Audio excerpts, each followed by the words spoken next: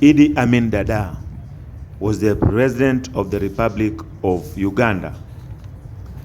He became the third president of Uganda from 1971 and overthrown in 1979.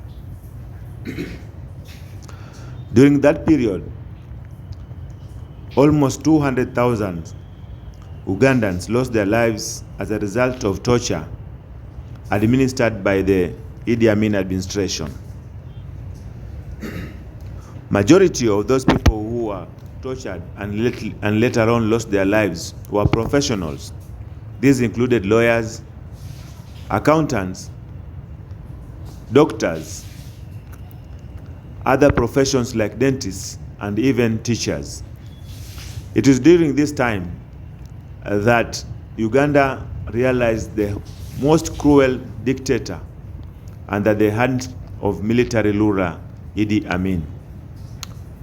For those who are watching this particular channel for the very first time, this is the second part of my ongoing series, A Visit to Buganda Palace, where I'm here to give you the true story how Idi Amin ruled Uganda between 1971 to 1979. Welcome and thank you so much for always considering tuning into your most favorite online TV channel. This is Public Desire Media TV and I'm your host Julius. Today I want you to watch this particular channel from the beginning until the end so that you can see how Ugandans lost their lives due to cruel leadership.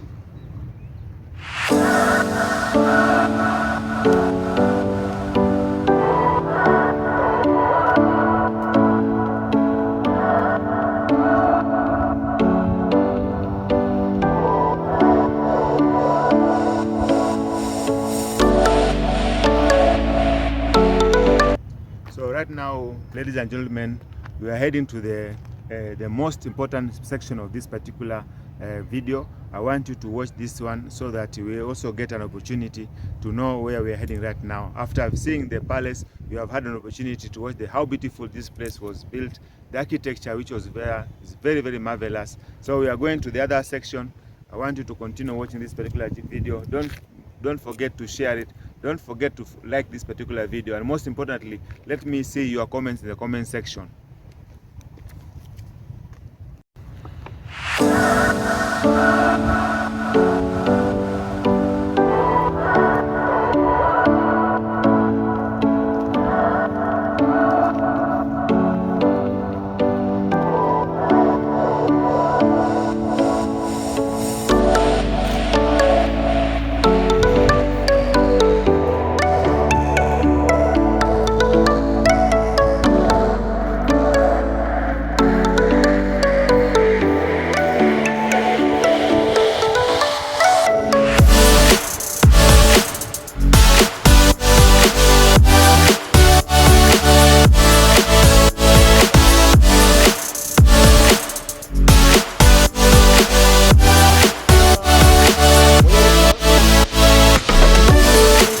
These are the car remains of Mutesa II, who was the first ceremonial president of Uganda.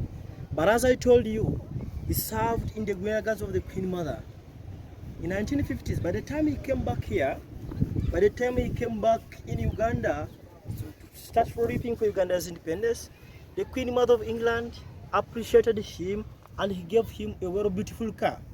It was called a Rolls Royce, like this one. So these are the wheels, as you can see. So it was a Rolls Royce. Because he loved that car because it was very comfortable and beautiful, and because Mutesa II was one of the richest kings here in Africa, so he bought 8 cars, most expensive cars, but different cars.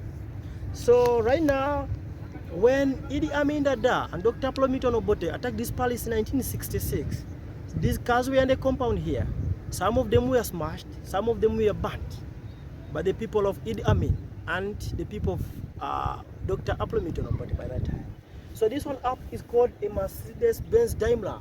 It is a Daimler from German. It was burnt, as you can see, and the Daimler is sitting on a Cadillac. This one is called a Cadillac. Down from America. It was smashed and buried in the ground. So we just uprooted from the ground to here. So this one here is called a Rolls Royce, and the Rolls Royce and a Cadillac was smashed and buried in the ground. So we just uprooted these wheels to restore it here, and even to educate the young ones whenever they come in this place. We always tell them that never to do the same, like Iddi Amin the Dando Bote, they did in 1966 to attack the King's Palace. So that is it. That's a history of So this car was a gift. it was one of them was a gift. So because it was a beautiful car, and Mutesa was one of the richest kings, he loved the car and he bought 8 of them, but different cars, but most expensive cars. Thank you. Thank you so much. Continue. So now, from where we are, these are some of the banana species we have in Buganda Kingdom. And in Buganda we have more than 30 banana species here, but different bananas. Yeah. We have this one here. This one is called a big yellow banana. That one, when turned yellow, it is ready to eat. So now we have this banana plantation. This one here, it forms banana beer, bo banana vodka or waraji. So this is where you make beer. Waraji. Oh, I've heard of this one. I've heard of waraji, Yeah. the local beer. Yeah. So Okay. this one forms banana beer or waraji. Out of this one, we have the other one. I think the other one. Yeah. So that is a green banana or matoke. Okay, this one. That is matoke, and that is our staple food here in Uganda. Okay. Whenever you give Muganda food minus matoke or green banana, you can ask him, "Oh, have you taken something?" We'll say no. No. Yeah, so that is our staple So food. there's here. no way you can eat here without matoke. Yeah. Okay. So that is our staple food. Okay, that's good. So now we have some different tree species here. We have this one here. This one is called lemon tree. Okay. And we have this one, this tree. It is called an African Fiji tree. Okay. An African Fiji tree, its botanical name is called Ficus naturalis. Ficus naturalis. Yeah, that is the botanical name of this tree. Okay. And in Kenya, they call it Mugumo tree. Mugumo tree. Yeah, We have it there. yeah. So, and I've heard some people from Kenya, they always tell me that it is an historical tree. Yeah, they pray underneath the tree. Okay. Yeah, okay. So now we have this one here. It's called a small sweet yellow banana. Small sweet yellow. Yeah, that when turned to yellow, it is ready to eat. Okay. Yeah. This one you cannot prepare it as matoke. No. Okay. We eat it as a fruit. It's raw. Yeah. Okay. So now we are going to come back here after the torture chambers. Okay. I'm going to show you how we make the cloth, our ancient clothing for the people of Uganda. Okay. Yeah, I'm going to show you. I'm going to demonstrate for you. Okay. So we have this tree here, and this tree is called a soursop tree. I think Yeah. it is one of the most important fruits in the world. It is a fruit. Yeah, and it's one of the fruits you can have a look. It is here. Oh yes, this one. Yeah. So Okay. it is a soursop fruit. Okay. So now we can proceed. I've been informed by my tour guide that now we are going to the Iddi Amin torture chambers. At this moment, my body was like chilling, and also the situation in my body was like I was very much afraid. This particular time, as I was heading towards the torture chambers, one thing was clear in my mind, that my fellow Africans lost their lives as a result of giving out their voice in what they saw was not right during the Iddi Amin regime. I read this particular place clearly, and I was very, very much touched. I've read what is written here. This is something which is being brought about by the greed for power. When you put the wrong person in power, when we Africans vote in every electioneering year, when we put the wrong people in power, this is what will happen. Especially Ugandans lost their lives. Why did Uganda have to lose their lives? Because of the wrong people in power. My dear viewers, my valuable viewers, my most valuable viewers, each and every time you vote, each and every time you put a new person in office, consider the lives of your fellow citizens. Because of wrong people in power, because of what happened in early 1970s, 200,000 Ugandans lost their lives. So today, I'm going to talk to the gentleman here, who is the person in charge here. Is going to tell us the story behind this particular place, so that you can also understand the stories behind the story. I know you may have heard the story from somebody else. You may have had an opportunity to hear the story of this particular place. But today, I'm here physically, as I promised you, my valuable viewers, to tell you the stories behind the story. So I'm going to give the opportunity to the person in charge here to tell us the story of this particular place. So thank you so much.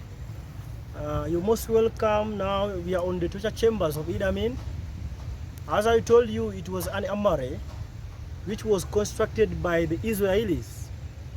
So the Israelis, they were good in building undergrounding tunnels and banks. And as I told you, this palace was turned it into a military barracks by Dr. Aplamito Robote. On the regime of Idi Amin Dada, he hired Israelis to construct an armory inside here because it was a barracks by that time. But Idi Amin Dada used it as an armory for only 6 months, and he later turned it into a torture chamber where thousands of Ugandans lost their lives. So Idi Amin Dada in 1970s, as you know that in 1970s mainly men were in politics by that time, so he used to target the big important people here in Uganda. He used to target the lawyers, the doctors, the teachers, the people who had followers, the people who could speak and others follow. They are the one to be targeted. So he used to kidnap them here in Kampala and surrounding areas. He used to throw them in saloon cars. So those are the cars whereby when they drive you cannot easily see outside. So he used to drive them in Kampala for almost 7 hours for you to be confused that I'm very far away from Kampala. After they used to drive them inside here. No one survived this place. And that's why here in Uganda you can find a family, someone can tell you, since I was born, I've never seen my grandfather. And we don't have a streamlined background of our family. So these people might be killed inside these chambers of Idi Amin. So we are heading inside to see the torture chambers of Idi Amin Dada. It has 5 cells on it. It was an unelectrified chamber. These people were shocked using electrified water. After being shocked, they used to pack them inside the cells, and then they slide the gate on the cells. So because the building is under the ground, these people used to die of suffocation, lack of oxygen. Very early in the morning, they used to come and remove these dead bodies. Some of them were dumped alongside the road in order to scare others. Not talk about his bad governance, and some of them were buried here in the palace. We have some huge mass graves in the palace. So that's why Idi Amin Dada was such a terrible man.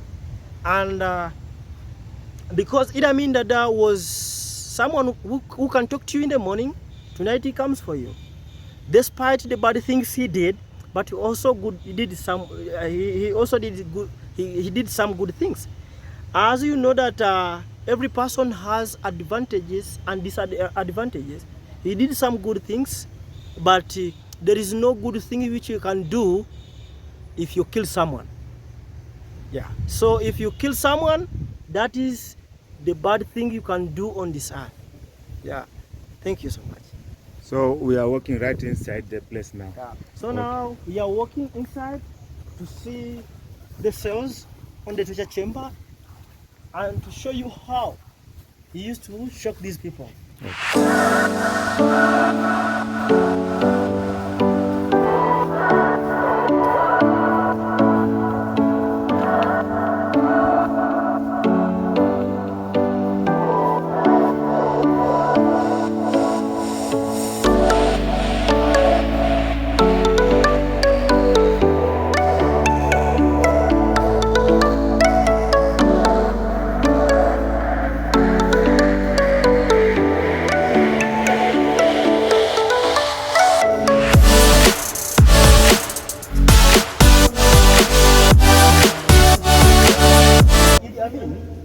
It had a main gate, as you can see.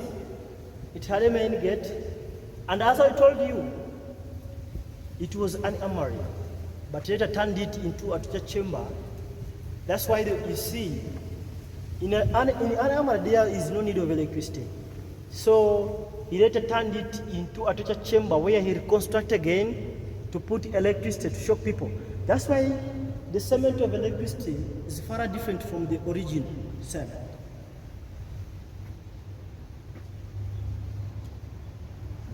So now, this was the wire of electricity, and here, there was water, as you can see, and these were the water levels.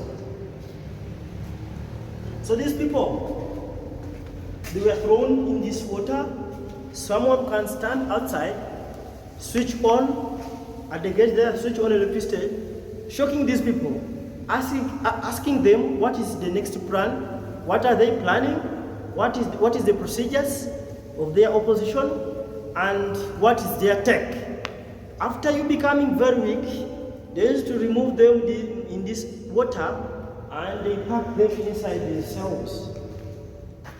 So these are the cells now. These are the cells in the chamber.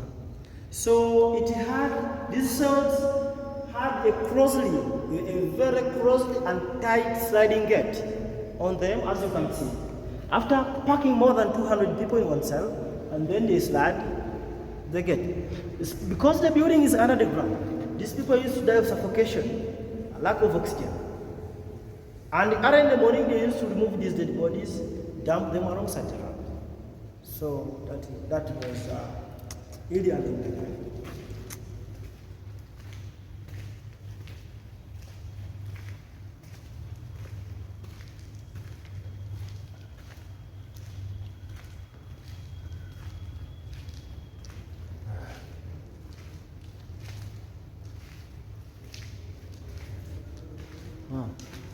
So now these people were shocked using this water, and this water was somehow dirty.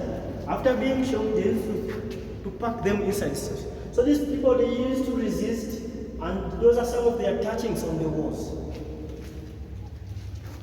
Those are some of their touchings on the walls. These are their hands when they were resisting to enter. They are resisting to enter, so those are some of the touchings on the walls. So that is it. That is the torture chambers of Iddi Amin. So,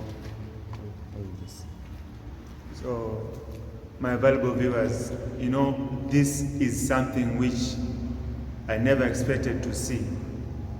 As a human being, I'm really, really touched by this. In fact, I cannot explain because I really feel it. The brothers who lost their lives in these torture chambers. As an African,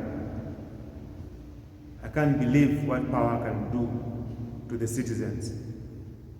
These are the torture chambers where 200,000 Ugandans lost their lives simply because they had different views, quite different from the Uganda Iddi Amin regime during that time. So I want to urge you, my valuable viewers, you Africans, my fellow Kenyans, wherever you put a wrong person in power, you should expect something like this. I'm not trying to do politics here. I'm trying to tell you that when you vote, vote wisely. Each time you get an opportunity to exercise your democratic right, do it politely and wisely. Just have a look. This place is not a human place. It's not humane for somebody to sit here. All this place was filled with water just to torture people. And I draw back the memories of those people who told me about this particular place. I lived my entire life up to this age, telling myself that one day I'll have to visit this place and give the story to the world. You have had the opportunity to get the person who has the story about this place. You have heard the story behind the story of this particular place. My issue, my take on this is not just a normal content. This is a story that truly happened in Uganda. And that's why I say that when you want to watch exact, accurate, specific, and relevant content, make sure that you subscribe to Public Desire Media TV. This is the channel that gives you the story behind the story. We are proceeding to the other section. I want you to continue watching this particular channel. Make sure that you share this content with all your contacts in the contact section. Most importantly, let me see the likes of this particular video. Continue watching as we proceed to the other section.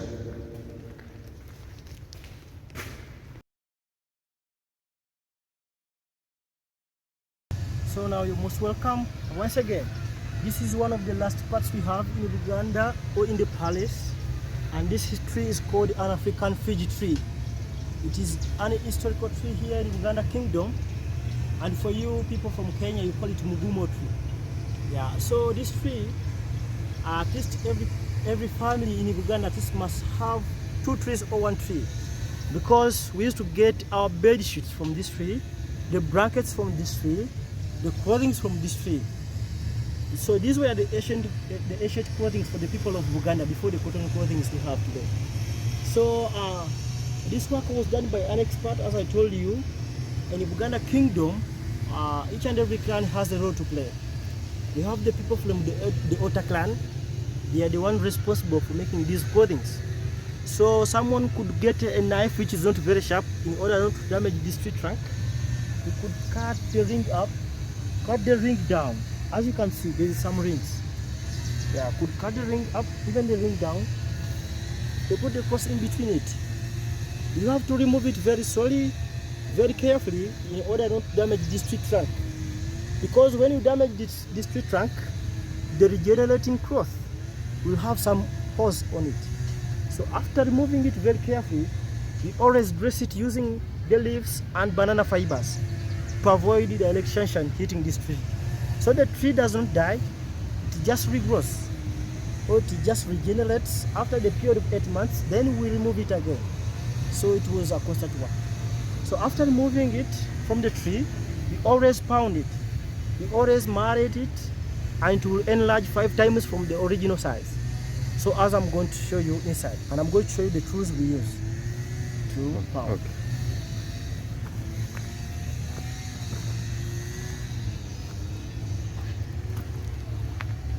So where are we right now? Where we are, this is a workshop of the back cloth. Okay. It is a workshop of the back cloth. Oh yes. So it's where we always show the visitors how we always make the clothing from an African Fiji tree. Okay. So after removing the back from an African Fiji tree, we bring it here and we lay it on the wooden beam. So we pound it using these wooden mallets, and we first use, or we start using the big one with the sharp grooves in order to extract water and the sap from the cover. So each mallet takes 2 hours when you're pounding or when you're malleting. So we first use this one, the big one, Okay. in order to expand it and even to remove water and the sap from it. Let me try. You will take a video. You will tell me when is enough, okay? Yeah. So you know when there's a challenge, I always take the challenge. So you first use that one, that is the big one. Yeah. The whole of it? No. Only a So section? that one just for demonstration. Okay. It cannot expand because it is now dry. Yeah? Okay. When it dries up, it becomes a wood. Oh, I can see. Yeah, when it dries up, it becomes a wood. You have to mallet it when it is fresh. So after that one, for Yes. 2 hours, Yes. then you get that one. This one now. Yeah, that one. But this one looks like the other one. Yeah. Okay. The big ones, they are 2, and even the small ones, they are One is 2. more lighter. Yeah. For how many hours this one? 2 hours. So the process can take like 8 hours under production. This is good. So viewers, what I'm doing right now, viewers, I'm trying to make a cloth from the tree bark. This is a bark of the tree. You have just been shown the bark of the tree have been taken, and this is, you can see, in another 2 to 3 hours, if I'm given the opportunity, I'm going to get a nice cloth from this tree bark. Now this is now another 2 hours. Yeah, it's another 2 hours. Then after 2 hours, which one now? After this So we use this one here, the first one. this one. Yeah, that one. Okay. Yeah. Same procedure. Yeah, same procedures. Same. So when you use the other big ones, it is already expands. Oh. It expands Okay. 5 times from the original size. When you reach at that stage, you start making finishing. because those grooves, they are very small, they cannot make holes in it. Now, who made these grooves here? So these are people from Buganda Kingdom. Yeah, the Ota clan people, because they're the one responsible for making clothing. So at that stage, you're just finishing. This one is now finished. Yeah, that is finishing. Yeah, finishing. You can see the changes now. Yeah. Yeah. So finishing, it is just you Putting the pieces together. yeah. Viewers, I've tried my best. You have seen that I've tried also. Now this part is now very nice. You can see I've worked on the one section. It's now very nice. You can even take it to the sewing machine. You can get a nice cloth from it. So after pounding, we always sun dry. Dry. So we take this to the sun for how long? We can take it for dry, like if the sun is very strong, it can be like 8 hours still. So after the materials there, that is the final product. Wow. After sun drying, that is the final product.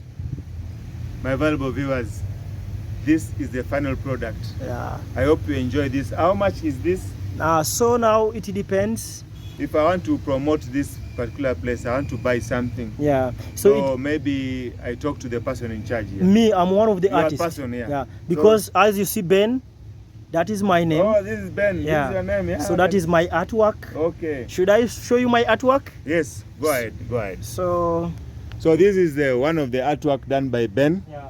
I'm going to try to promote his business because it's all, remember, Public Desire Media TV is the only channel that you continue watching each and every time you want to be inspired. Remember, it's not a race against each other. It is a race against poverty. So if you see somebody doing something good, try to motivate that person by buying the product. This channel is about motivation and inspiration. So this is something good. I have to inspire somebody here. So now this is one of my work. From up there, the national animal, that is Uganda, that is a cob. The impala, where you get the Kampala. Yeah. So that is a cob. Yeah. So this is a lion. Lion. I have the crested crane, the national bird. The crane. Yeah, that's the crane. So this is an African woman carrying the fruits on her head. So I have this one. This is how in Uganda we always carry babies, the women of Uganda. So this is the baby, and this is a woman carrying the green banana. That is our staple food. I've seen. And this is our traditional houses. Matoke. Yeah, this is matoke. This is the traditional houses of Uganda. And this place you call it Katogo. So Katogo. Katogo is a food. So that is the food. So now we have, this is my clan, the buffalo. The buffalo. Yeah, it's my clan. Okay. Yeah. So I also made it. I made this one. I made this one. I made this one. Wow. I made that one. Wow, I made this one. This is a hard man carrying green bananas on the bicycle, this one. heading to the market. Struggle against poverty. Yeah, struggling against poverty. So I have this one here, even down here, the small national bird. Yeah. Yes. I have the elephant. Yeah. I have this one. This is a Chiganda dressing. Okay. So this is Just hold it. Yeah. Explain. This is a Chiganda dressing, and this is the attire for Baganda Kingdom. The white, it is called the kanzu. Kanzu. Yeah, very white. We also call it kanzu in Kenya. Yeah, yes. It is a kanzu, and this is called a coat. Okay. Yeah, this is how the men of Uganda has to dress. Okay. In occasions like in weddings, introduction, they has to put on like this. So this is a Muganda woman putting on, is called gomasi. Gomasi. Yeah. Gomasi is a traditional cloth. Yes, it's a traditional cloth for the people of Uganda. Okay. So now, this backcloth, it was the ancient clothing for the people of Buganda Kingdom before missionaries arrived in Uganda. When missionaries arrived in Uganda, for them, they thought that they could find people of Uganda moving naked. But they were very surprised to find the people of Uganda having clothing. In Africa, they told us that they used to move in different countries, finding African people putting on skins for animals before cotton clothing. But they were very surprised to find Buganda Kingdom very civilized, and they had clothing. This backcloth. this backcloth. So now, for them, in order at least to make their business stack, or to make their business, or to upgrade what they wanted to to make in Buganda Kingdom. So what they did, they impreached this cloth in Buganda Kingdom, so that the people of Buganda hate it. They made it to be satante and backward, so that the people of Buganda hate it and started growing cotton. But recently in 2005, the World UNESCO Heritage Organization ranked this fabric as an innovative, intangible fabric in the whole world. Right now in Uganda, we're exporting these clothing to countries like Germany, and they make car cushions of Mercedes-Benz and even Rolls-Royce. Wow, that's good. The interior designing of a Mercedes-Benz out of this clothing. That's good. So for us here in Uganda, like here in the palace, some of us, we are guides and artists. We decide to paint it on it so that we can promote it. Yes. Yeah. This is a very good painting. Every painting here, prices are negotiable, because here in Uganda everything is negotiable. Yeah. Yeah, we paint for... So how much are you going to give me? If so, for example, I'm interested in one of these artwork which you have done by Ben. Yeah. I want to promote you. So now... Or you want to do it off camera? Because... You don't mind? So for me, because it is a business... Yes.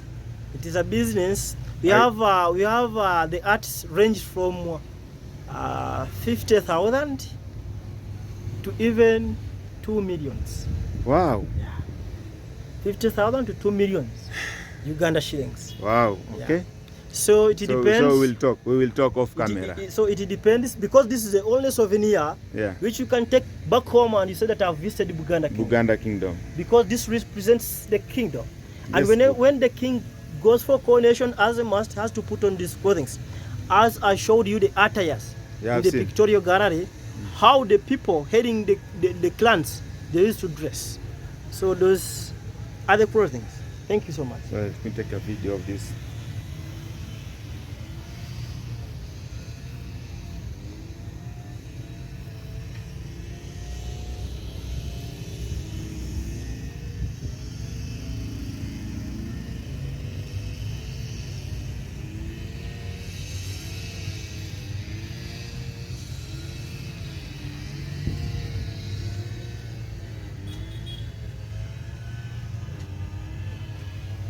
And also this one, I made them.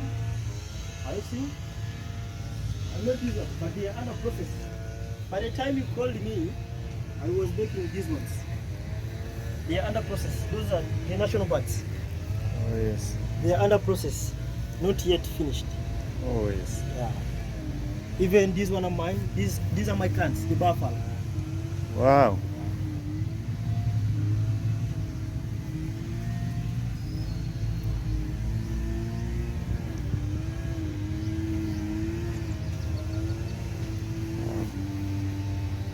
It's so nice.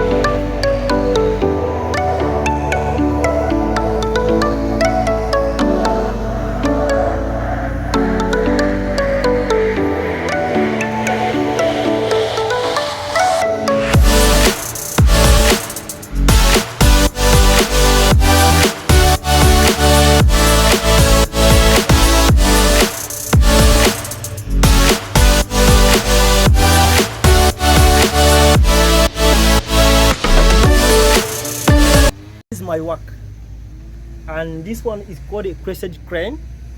It is our national bird in Uganda. It has 3 colors: black, yellow, red, plus white. Black means black people, yellow means sunshine in Uganda, and red means brotherhood, no matter the different colors we have. White in it means peace in Uganda. So this is a crested crane.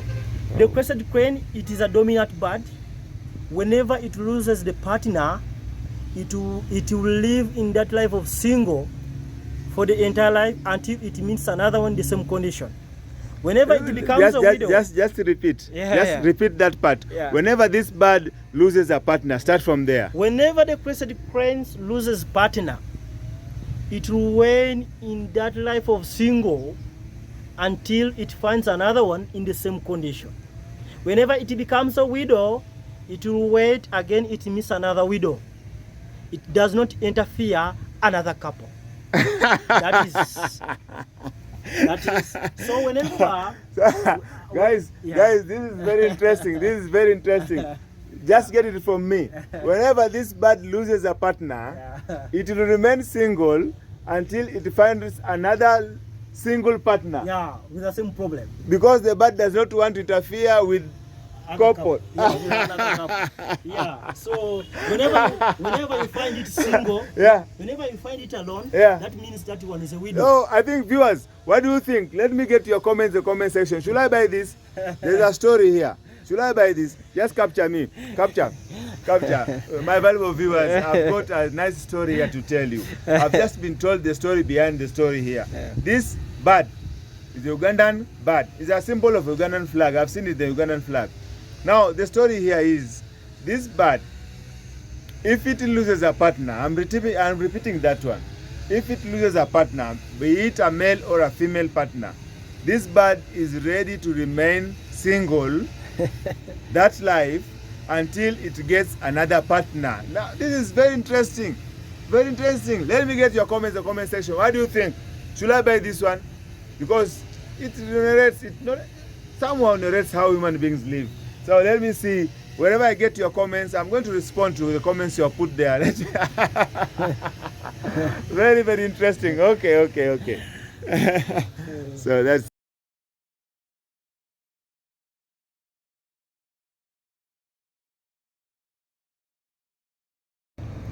Thank you so much. So now, this is the canon of Iddi Amin Dada. As I told you, this palace was captured and turned it into a military barracks. On the regime of Iddi Amin Dada, he acquired these guns from his good friend Muammar Gaddafi from Libya. So he wanted to fight our neighboring countries like Kenya and Tanzania. So they were fighting for land borders. So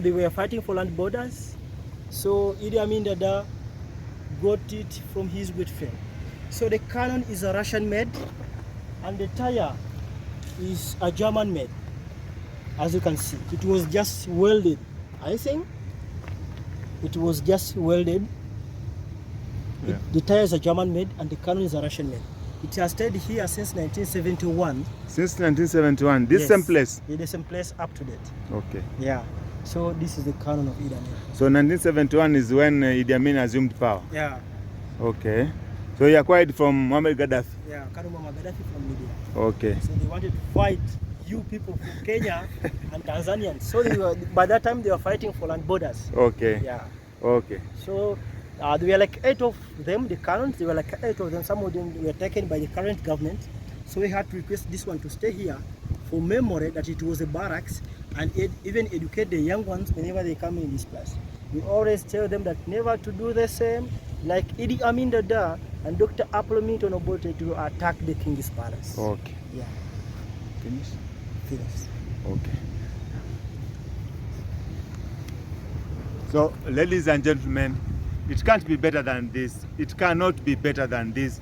We have come to the ultimate end of this second series of our visit to the kingdom of Baganda Palace. Now, you have had the opportunity now to even see the cannon which was used by the dictator Iddi Amin Dada to beat or even to fight his neighboring countries like Kenya and Tanzania. Now, my valuable viewers, as I've told you, there are also other things you have learned about Iddi Amin Dada. Maybe you have heard certain stories. Maybe you have had opportunity to hear some stories from other people. But today, you have had opportunity to hear the stories from the source, from the people who are original Ugandans. They have told us about the Iddi Amin torture chambers. They have told us about the beautiful palace here. They have even told us how Iddi Amin turned this particular palace to Amin barracks. Now, thank you so much for always watching this particular channel. Remember, this is Public Desire Media TV, the only channel that gives you the opportunity to watch and enjoy exact, accurate, specific, and relevant content each and every time you want to have a great content. Remember, we are still in Kampala. I'm capturing this particular content for you. Let me see your comments in the comment section. Let me know what you think about this particular content, and if you think there's another place where I can visit so that I can give you the great content, put your comments in the comment section.